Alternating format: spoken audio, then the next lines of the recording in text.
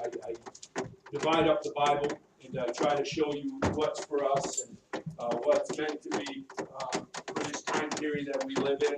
And many times because of that, knowing that Jesus was in fact teaching the Jewish disciples things, we tend to not look at the life of Jesus as much as we should. And I think sometimes there's definitely historical events that took place that we're able to take and look at and almost be wowed at how the Lord Jesus Christ deals with people. If you're like me and you read the Bible, then I look at it in a very, very basic way, historically first. That is, Jesus' feet were just like mine, 5 toes, and he had to walk. And if it said that he walked far, most likely his feet were dirty, amen? And most likely if he ate during the day and all the rest of that things, he had to do all the bodily functions that everybody has to do. I like to remember that he was all man and all God. Amen. Because when we begin to think about him as God, he almost becomes far away. Kind of like preachers today. They want to make themselves so holy and so righteous that they're boys in bubbles and their own people can't come and talk to them because they're afraid of them. They're afraid that their pastor's so holy that if they even spoke to him about what's going on in their life, he might not respect it. You didn't say yourself. Yeah, that's the truth. Just the thought that you take and believe that any man has elevated himself to sinless perfection, you've already erred. You've already lost your way. You need to recognize what Jesus had to say about the religious people. He warned you about it. He told you what would they do? Add things on to religion to make it more heavy for you to carry. He said what? Come unto me all you that are burdened and heavy laden. It wasn't about working. It wasn't guys that had wheelbarrows. It was religion that had been put on these people. And the religion was so heavy that they couldn't do it. And they'd become discouraged. And the temple had become a place that God was no longer even worshipped anymore. The people were using it as a place to make money. They were standing outside going, hey, I've got turtle doves to sell. I've got sheep to sell. I've got this to sell. Hey, step right up. And what did the Lord do? The Lord comes along to the temple and he says, you've taken and made my Father's house that's supposed to be a prayer house a den of thieves. Yeah. And the Lord of glory takes it, says, I remember when I was in the joint reading this 33 years ago and I fell in love with Jesus. Because he walked in there, he grabbed the tables, he turned them over, he made himself a scourge, a little whip, and he chased them out of the temple. I like that kind of stuff, amen. That's a man's man there. No fear. You go, oh, that's because he was God. Not so. He was all man. He was all man. He did that as the Son of Man, not the Son of God. The Son of Man saw what was taking place as a human, and he said, how could you do this to the house of God? Why do you think, Brother Joe? I'm very, very cautious about what we do here. Very, very cautious about what happens here. We're not supposed to make this place a merchandise house. I'm not supposed to make merchandise out of you. You know how many preachers today take and write books and charge their own people for them? You go, well, just to get the money back. No, so that they can make profit off of God's people. Make money off of you. When the Bible said not to make merchandise out of my people. Little things that God said to help us stay on track. We come here to Mark chapter 10. A lot of the life of Jesus had already taken place. A lot of the things that he had done, the great miracles had already been accomplished. He had already done these things. His fame was now known everywhere. This one of Jesus of Nazareth. Anywhere he went, multitudes of people came. We get this thing because of the wrong things they put out there in movies that Jesus walked around with 12 people all the time, and that was it. Right. Lowly Jesus walking along, lowly Jesus, and got nothing to eat, got nowhere to sleep. Boy, he just nothing. That's not what the Bible teaches. Read it sometime. Read it sometime. He come into a place, and when he was in a place where God's Spirit was, people opened their house. Yeah. Didn't just bring him in, but brought him and his boys in. And not only that, but when they came in, they washed their feet when they came in. Not only that, they set them at the chief place and fed them the best food that they had. But we take and want to always picture Jesus, lowly Jesus, little Jesus. Nobody wanted to listen to him. They all wanted to turn on him. No, not true. What they wanted was to make him king now. Yeah.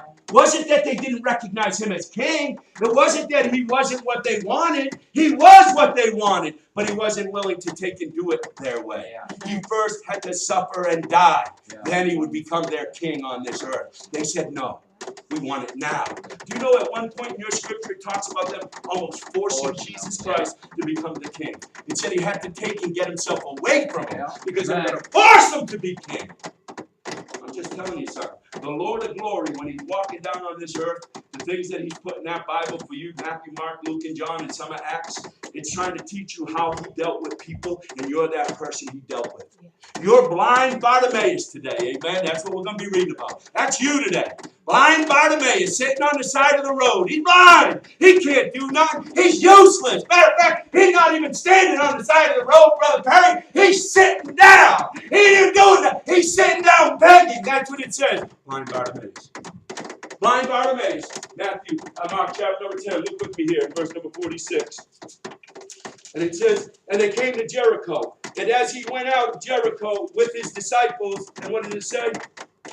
And a great number of people. My. And a great number of people. I thought it was lowly Jesus, which has 12. Nobody wants to hear Jesus. Not true. Look what it says. It says, and they came to Jericho, and as he went out of Jericho with his disciples and a great number of people, look at blind Bartimaeus, the son of Timaeus, sat by the highway side begging. Here's blind Bartimaeus. That's you today. You're blind Bartimaeus. You don't know it, but that's you. If you've not received Jesus Christ, blind Bartimaeus. If you've not got victory yet and understand what it is to take and walk in the newness of life, you're blind Bartimaeus. We all have blind spots, folks. We all got things, Pat. We all do. There's things I'm still blind to. There's things that I don't see. I'm still that beggar. Never did I become something above blind Bartimaeus. I'm a beggar like him, sitting on life's highway, needing God to reach down and notice me. Needing God to take notice of who I am. Needing God to know my name like we learned in Psalms. That he knows our very name. We need that. It says here, look at here. Oh, wait. I know I had some notes. You guys don't pull notes out. You'll never get us out of here today. I'm trying to keep myself on track. All right, it says here, it goes in verse 47. And when he, blind Bartimaeus, heard that it was Jesus of Nazareth, you go, what was the big deal? Let me tell you what the big deal was. Blind Bartimaeus had already heard. He's the one that turned the water into wine. Like the marriage, isn't he? Hey, he's the one that walked on water, isn't he? Hey, isn't he that one that fed the multitude with just a few fish? And blind Bartimaeus is on the side of the road, and a multitude of people are coming, and he hears it. He can't see it, but he can hear it. And he says to those nearby, hey, what's going on? What's all the commotion about? And they say, it's Jesus of Nazareth. And he says, woo, Jesus of Nazareth, I'm blind. I'm a beggar. If anybody needs to hear from Jesus, it's me. If anybody needs a miracle today, it's me. If anybody needs to get a hold of God today, it's me. But blind Bartimaeus is stuck. He's blind. How can he even get over there? How can he make his way to Jesus? He hears him coming. Huh? That's you in your life. People come and they put roadblocks up and say, don't go that way. If you do, you'll die. Don't go that way. No, I'm going to go that way anyway. And then a roadblock and a roadblock and a roadblock. All the way to what? Death, sickness, sorrow. All because the roadblocks that started out when you were 11. Just turned 11. You didn't listen. Roadblocks when you're 5. You didn't listen. Roadblocks when you're 20. You didn't 53, 80. Listen, these roadblocks are stopping you. And you need to take and recognize them. And you need to figure out how you're blind Bartimaeus is going to get Jesus' attention. Let's see what he does. Let's see what this man did. Because he's in a fix. The one person that can help me. The one person that can take blindness away. He's right there. I can't see him. I can't even smell him. But I can hear him. And I hear multitudes of people coming. How will I get his attention? What can I do to get God to hear me? And old blind Bartimaeus standing on the side of the road. Look what it says. He began to cry out. Look what he says. Jesus, his name. Notice he didn't go, hey God. He calls him by his name. That's Jesus of Nazareth. That's Mary's boy. And they say that it wasn't Joseph's. He's actually a product of God's. The word of Jesus had spread around. His fame had come to a point where blind Bartimaeus is on the side of the road begging. And Jesus and his 12 are coming, and the multitude so big that he hears that it's Jesus of Nazareth, and he begins to cry aloud. And he says, what? Jesus! He doesn't say unknown God. He doesn't cry out to Mohammed. He doesn't cry out to Ishtar. He doesn't cry out to Dagon. He doesn't cry out to Baal. He doesn't cry out to some false god. He cries out to Jesus. And then he says, Son of David, recognizing his kingship. Jesus, thou Son of David. He recognizes he's a king. The humanity and then the kingship. And then what does he say? Have mercy upon me. His recognition that only Jesus could do something for him. And that only Jesus could take and do something. He then takes and does what? He begins to cry out to Jesus and ask Jesus Christ to take and to hear him and have mercy on him. He's sitting on the side of the road. He's only recognizing his physical needs. He's not recognizing spiritual needs. He's recognizing I'm blind and I can't see. And because I'm blind and I can't see, Jesus is the healer. I need him to do this thing for me. And that's our nature. We look for God to meet our physical needs without being spiritual about it. Amen. We ask him, God, we have needs, and we go to him, but we don't do it in the spiritual realm. We don't take and use the way that I told you to approach him. Do you remember the tabernacle? Do you remember me telling you stop barging in on God, bossing him around, telling him to meet your needs when you don't even worship him first? You don't even clean yourself up first. You don't even go and recognize him. You don't go to the Holy Ghost. You go right to the prayer and go up there busting in. And then you wonder why he don't hear you. You're looking too much to compare your physical needs with spiritual needs. Your physical needs are just that, physical. Your spiritual needs will always be greater than your physical needs. Amen. Why it said the rich man couldn't find his way to God, amen? He couldn't do it. Why? Because the man that doesn't have to pray the prayer, Lord, give us this day our daily bread, will never know what it's like to have faith in God to supply his needs. See, it's just the truth God taught. The truth is, a billionaire has a very hard time having faith in God because all their needs are already met, physically. Till they get to see spiritually, they're naked. Spiritually, they're who? Blind Bartimaeus. Spiritually, they're the blind beggar. Hey, they might be rich on this earth, but they're the blind Bartimaeus. That's where we all start, by the way. There's not one person that doesn't start off like blind Bartimaeus. Amen. He first must recognize Jesus, recognize that he's the king, and then ask for mercy. That's what it's all about for you and I. Asking God for his mercy, recognizing who he is, and then saying, I need you. I need you first and foremost for salvation of my soul. Something nobody else has anything to do with. There's not one person in this room that has anything to do with the soul inside of me. My soul belongs either to God or the devil. The fight is between God and the devil over my soul. Not my earthly wealth, not my earthly being, but my spiritual self. The devil wants to take it. He wants it to pay. He wants it to go to hell. He wants you to believe that you can't. You're blind Bartimaeus. Jesus will never hear you. You know what? When blind Bartimaeus started crying out, doesn't tell us, but you know what I believe? I believe he cried out, and you know what? I believe that nobody heard him. And then as we go on, you'll see that the crowd told him to shut up. Let's read it. Let's see what it says. Here's what they tell him. He's crying out, have mercy on me, right? Now look at verse 48. And many charged him that he should hold his peace. That is, shut up. It's a nice way of saying it. He's standing on the side of the road, going, Jesus, thou Son of David, have mercy on me. And the crowd goes, hey, keep it down a little bit. Keep it down. Now you go, what did he do? What was he saying? He yelled louder. You know why? He recognized that his need was so great that it didn't matter that the world was telling him to shut up. That the world was saying, you sound like a fool crying out to Jesus. You sound like an idiot crying out to Jesus. You think for a minute Jesus cares about you if he is real? That's what the world says. That's what the world thinks. If he is real, what would he care about humans for? But we notice something here that takes place as we continue on our story. Many charged him that he should hold his peace, but he cried the more, a great deal. And what did he cry? Same thing. Thou son of David, have mercy on me. Notice he didn't get a new message. Notice he didn't take and go, let me find out, maybe I need something different besides mercy.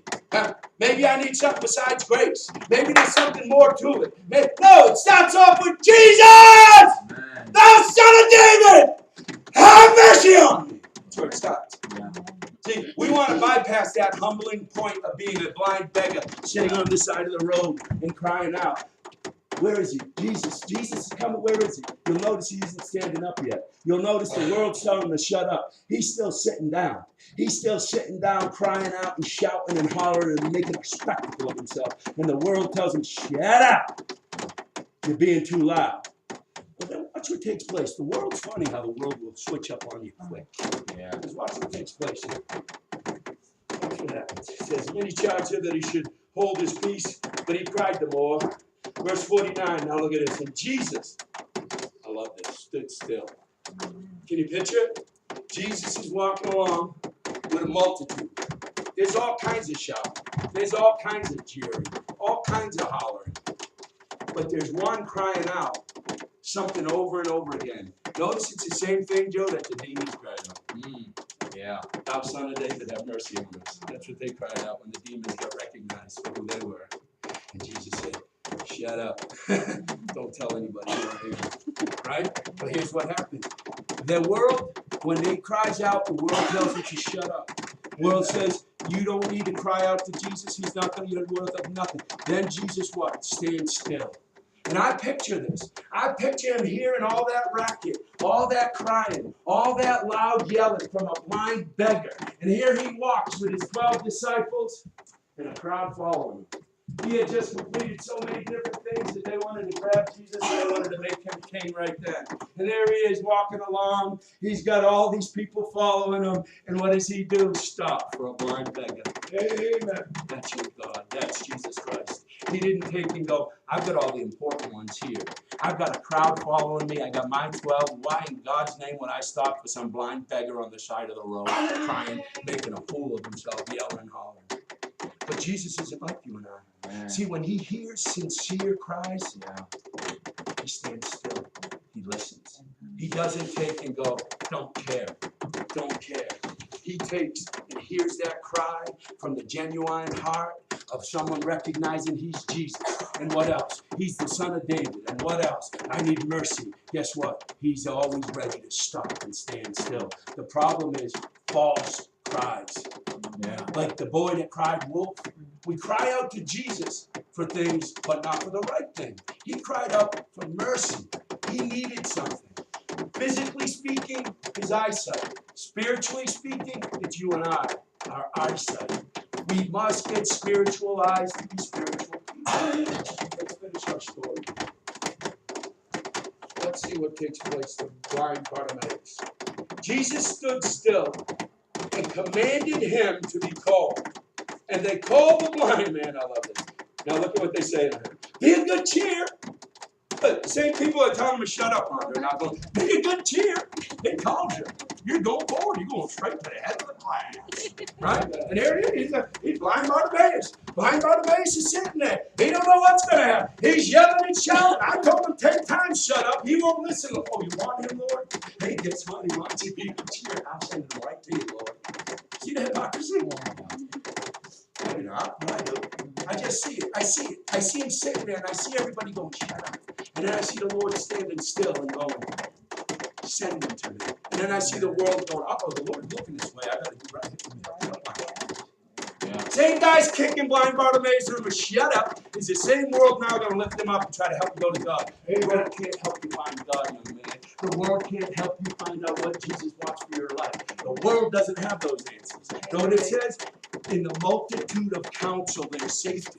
But it also says to be careful who you get counsel from. Yeah. What about that? You know what it says? You're not supposed to take ungodly counsel. Right. That is, if you get somebody, they don't believe in God, they don't believe in a higher power, somebody that left down a preserved word for you and I to follow, guess what? What wisdom would he have? I dare you next time you go sit with your doctor, ask him what a human being is. What am I made up of? He'll go, well, that's it. Yeah, body, soul, and spirit. And everything you can help me with is my body. My soul and spirit belong to the invisible one. And no psychologist, psychiatrist, or flake is going to help you with that stuff. You must begin to seek God for that. You must. Look at blind Bartimaeus. It goes on and it says, be of good cheer, comfort, rise. He was still sitting.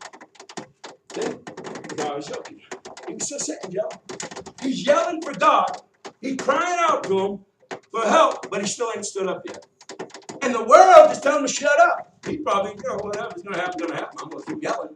Finally, the Lord stands still and says, send him. And what does the world do? They stop telling him to shut up, and now they want to help him up and brush him out. Affect you a little bit there. Little deodorant for you, comb your hair. Jesus wants you. But no. Run from the people that told you to shut up when you went to God. Amen. When you ran to the people that go, you know what, I'm having a rough life of it, rough go, but I think I need Jesus. The ones that didn't say, yeah, you need Jesus, run from them. They're not true. They're not going to be there as you spiritually grow. They're going to be the ones to go, it's nonsense. How can you believe that stuff? Just like they tried to make blind Bartimaeus think Jesus wouldn't care. All the miracles Jesus did, why would he have cared about blind Bartimaeus, the beggar? Let me tell you why. Because the world doesn't care about the blind Bartimaeus, the beggars on the side of the road. They don't care. We'll finish. It says, all right. I'm actually getting my message now, verse 50. Woo! I could preach on this one for a minute. What's it say? So there he is sitting, blind Bartimaeus. He's sitting on the side of the road. He's making a fuss. He wants to see Jesus. Got to hear Jesus. I got to get to Jesus. Finally, Jesus calls him. Look what he does. He throws off that garment. You want to know why? I'm going to get rid of anything that's going to hold me back. Anything, Joe, that's going to hold me back. I'm throwing it off. For blind Bartimaeus, it was a simple coat, a garment. What's going to hold you back? Will it be pride? What will it be that holds you back? You must toss the garment. Yeah. You're blind Bartimaeus. Throw off that garment and run to him if you can. Because that blindness is what's going to stop you from seeing the spiritual and get your eyes off the physical. The blind Bartimaeus, look at that. Oh man, I'll stay here a while. I'm stuck here. And he, casting away his garment, rose and came to Jesus. I can picture it. Blind Bartimaeus, the beggar. Shut up. Jesus calls him. He rises up and he begins to go to Jesus. But he doesn't carry with him all his wickedness. Yeah. He doesn't carry with him all his preconceived ideas and notions of life. Right. He takes and comes as a child. Yes. Like a little child. He takes that garment of pride, garment of maturity, garment that's going to hold me back, be too much weight. He casts it off and he goes to Jesus. I say to you today, what garment are you carrying that's so heavy you can't get your shoulders squared up, your chin up, and be in the soldier, be in the army of the Lord and a soldier of the cross? Throw that garment off. Is it a little bit of fear? Throw it off. Is it a little bit of maybe a little embarrassment of Jesus because you're a little embarrassed because of the way the world treats you? Throw that garment off. I'm telling you, when you throw that garment of fear off, you become courageous. Amen. And not in the world. I already told you, I'm Peter. I fight any 10 men. But when it comes spiritually, I have a hard time, just like you. I'm like Peter. I just want to pull a knife out and just end it that way. I don't want to do it the other way. We must stay spiritual. Amen. And blind Bartimaeus throws off that garment. My question, my garment's mine, but all of us got it. Yeah. Right. Whatever your garment is today, I want you to begin to unbutton it now. Yeah. Literally. I want you to undo your garment. I want you to begin. Recognize it, that this garment's too heavy. And begin to take it off as I close. As I close, begin to take that garment off. That heaviness.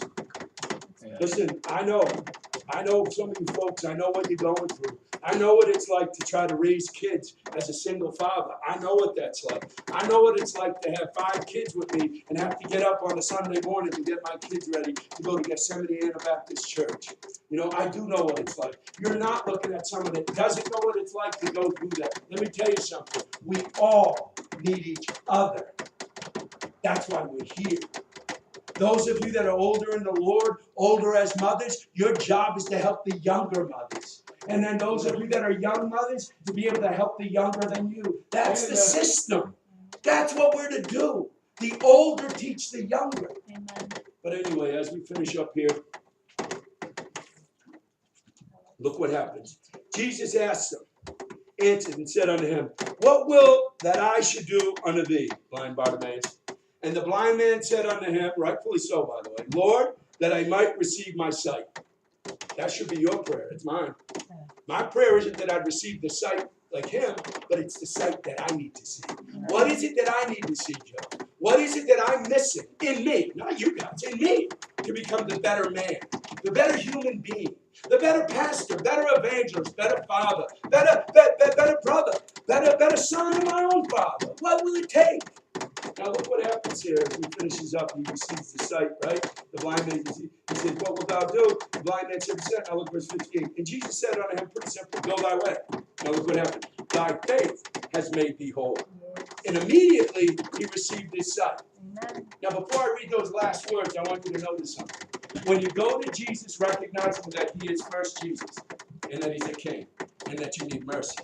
The next step for you is to recognize where you are on that station. What is it that you actually need from the Lord? What is it that you're asking for? Because he'll give it to you immediately if you believe. Amen. If you believe.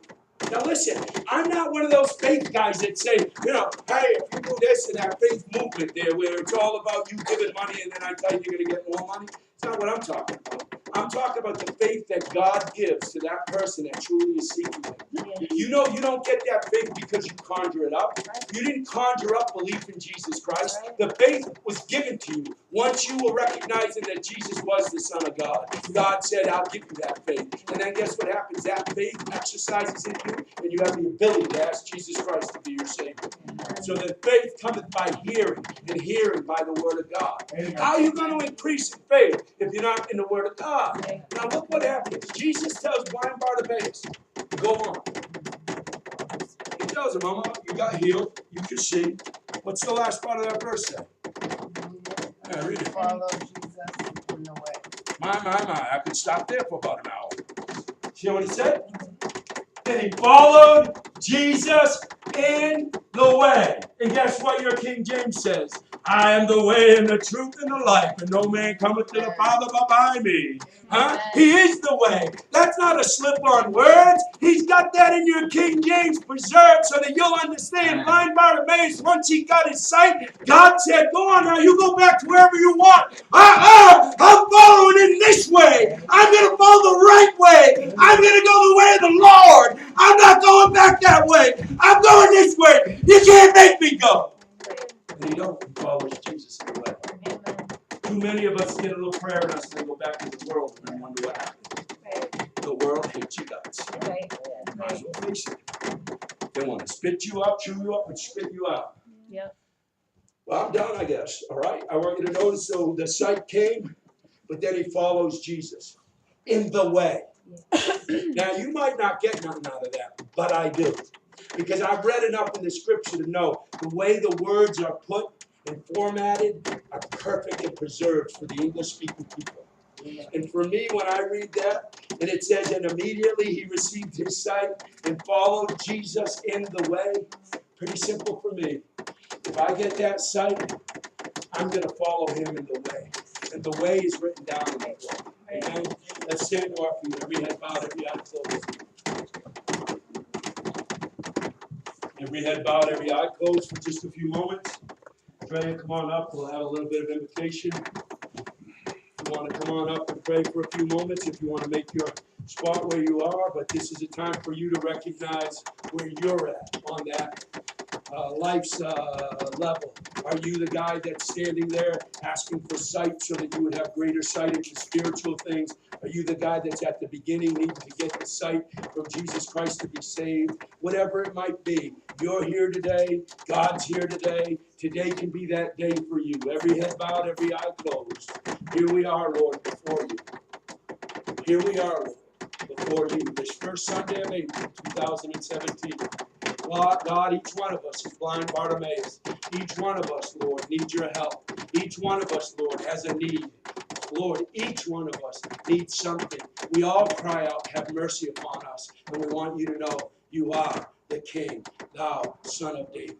And we love and worship you. Heads are bowed, eyes are closed. If you need to come forward for prayer. If you need to come forward for prayer. Come on up. You can pray right here. You can pray at your spot. You can pray wherever you'd like, but it's prayer time. Hello, young fella.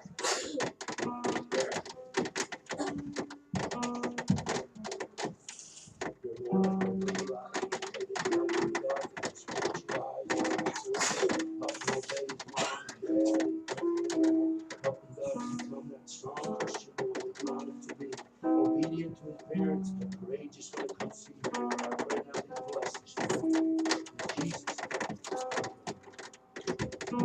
Amen.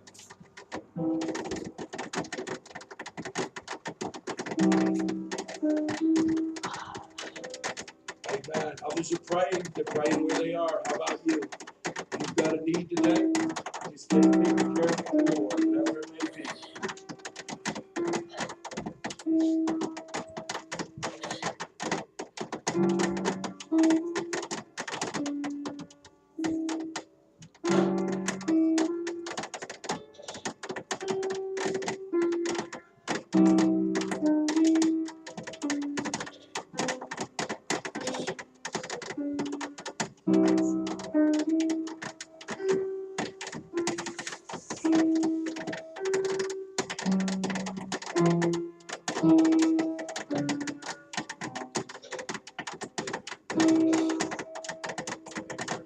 Let's go ahead and close in prayer now. Brother Joe Jr., would you come and close us in prayer and back this evening, if you would, for our practice tonight and get ready for this service. Brother Joe, you close us in prayer. Lord, we thank you for your word. Thank you for leading. I pray that you will touch us as we go our own ways and help us to remove whatever garments we need to take off, Lord, and touch our hearts. We all each have our own individual needs, Lord, whether you will lead us spiritually, physically, whatever it may be. Lord, thank you that we can come forward with prayer. We pray in Jesus' name. Amen. God bless you. See you back tonight. Amen.